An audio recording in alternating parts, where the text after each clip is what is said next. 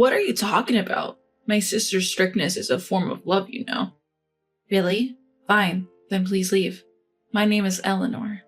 I have a daughter named Layla, who just started elementary school. I quit my job when she was born, and now I'm a stay-at-home mom.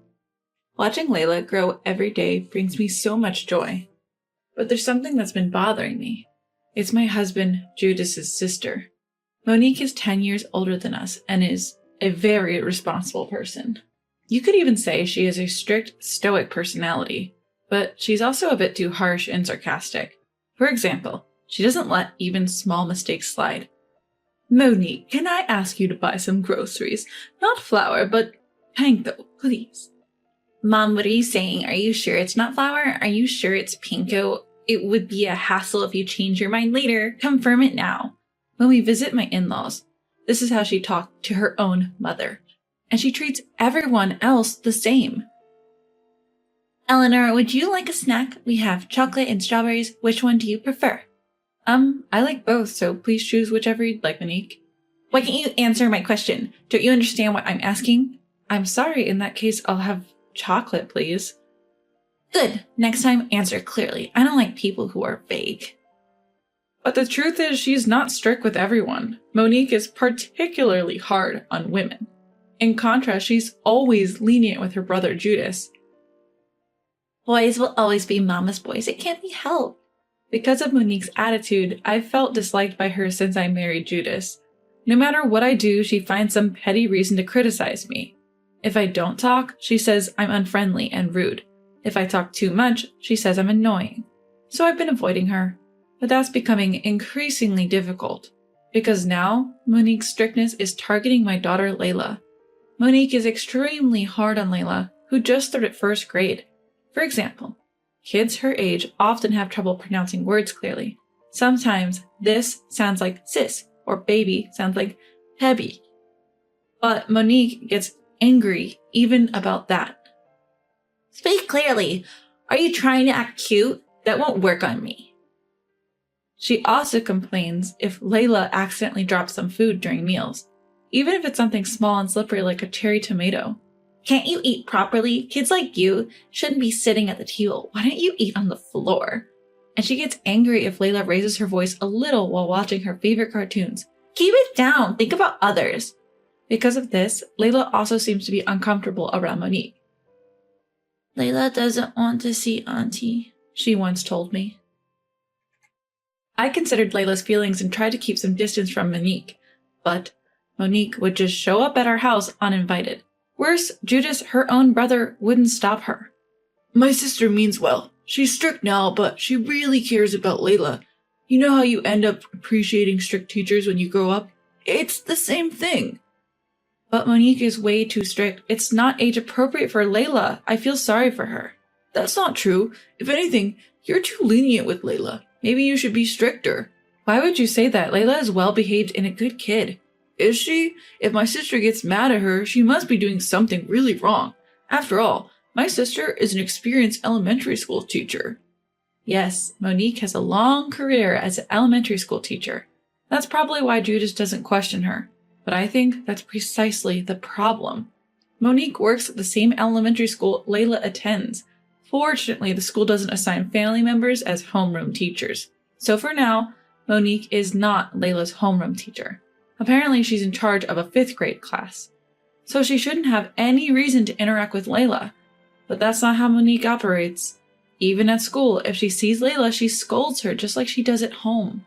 She'll come from the end of the hallway to yell about trivial things. Yesterday, I was talking with a friend in the hallway. Then Auntie came over and said, "Don't stand side by side in the hallway. It's annoying. Think about others." But we weren't running or anything. We were just talking quietly. There were other kids making more noise. Monique always singles out Layla like this. As a result, Layla has started to dislike going to school. It seems her friends are avoiding her too. I like Layla, but when she's around, that scary teacher comes, so I don't want to be with her at school. Hearing this makes Layla even sadder. At this point, I can't stay silent as a mother. Even if I don't have a teaching license, I'm Layla's biggest supporter. The next time Monique came over, invited by Judas, I confronted her, and she confirmed that what Layla said was true. It can't be helped, can it? Young kids have bad manners. It's a teacher's job to correct that, and you're too overprotective, Eleanor. But Layla told me there were other kids making noise too. Oh, did she? I don't remember. But I have to be strict with family, you know. Way to go, sis. Judas, stay out of this. Monique, isn't this an abuse of authority? Layla is suffering too much. That's not true. I'm a teacher. I'm right. I have to be right. As expected, Monique isn't willing to listen. She even made a threatening comment to Layla. Hey, Layla, did you tattle to mommy? Tattletales are the worst. You'll lose friends, you know. That was the last straw for me. Please leave right now. Your very presence is harmful to Layla. How dare you say something so unnecessary? Calm down, Eleanor. Why are you so indifferent, Judas? Come on. Stop laughing and think seriously. Don't you want to protect Layla? It's not like that, but my sister has a point. Fine, then I don't need a father like that. Let's get a divorce. At my words, Judas laughed as if mocking me. Then he provocatively said, Really? Interesting. You're a stay-at-home mom. Do you know you can't live without money? You can't live on the money in Layla's toy cash register. You can't even buy meat or vegetables. Who do you think you are, mocking me? I'm your husband. If you really want a divorce, bring the papers. I'll sign them right away. Judas probably thinks I can't really go through with a divorce. He said it with a smug face. But I didn't bring up divorce on a whim. I took out the divorce papers from a drawer. All right, will you sign and stamp this? You said you'd divorce me right away, right? Hurry up. What? Wait, this is a joke, right? Why do you have this? I was giving you one last chance. I wanted to see if you would protect Layla from Monique. But if you won't stand up for her, Layla doesn't need a father like that. Let's divorce.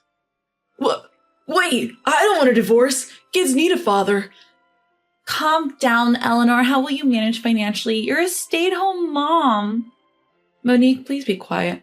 I can't. Layla is my niece and I'm a valuable student at our school. Are you planning to make her suffer? Women should obey men. Men are the breadwinners, the heads of households. Shouldn't you respect that? Monique pushing her outdated values and Judas listening contently. I couldn't stand talking to them anymore, so I said this. If you're going to say that, let me clarify. Breadwinner? Head of the household? Those are terms you can use when you're financially supporting the family, right? But this house is in my name. The land too, and most of our savings come from my earnings. This is true. I may be a stay-at-home mom now, but I was a surgeon before giving birth. I worked at a fairly large hospital and earned a lot, even doing surgeries and night shifts.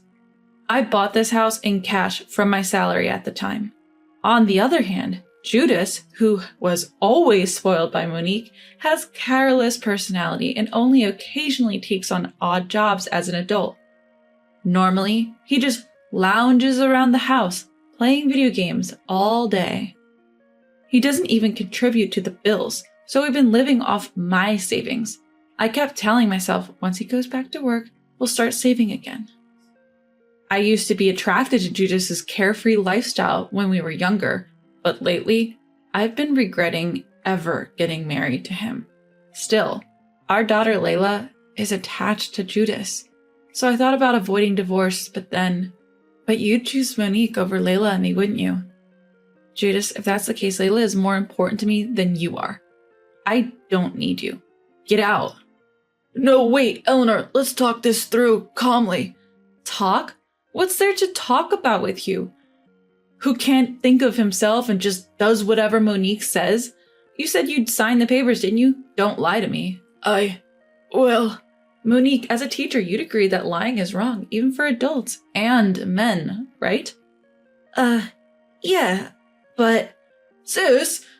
Both Judas and Monique were hesitant about the divorce, but they must have realized there's no going back. After a few hours of resistance, they finally signed and stamped the divorce papers. From now on, let's communicate through lawyers. Layla and I will move to a short-stay apartment for now. I'll give you the lawyer's contact later. I took the divorce papers, grabbed the essentials, and left the house with Layla.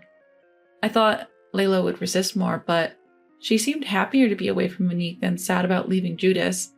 She followed me with a big smile on her face. After that, we moved out of the short-stay apartment in a few months and relocated near my parents' home.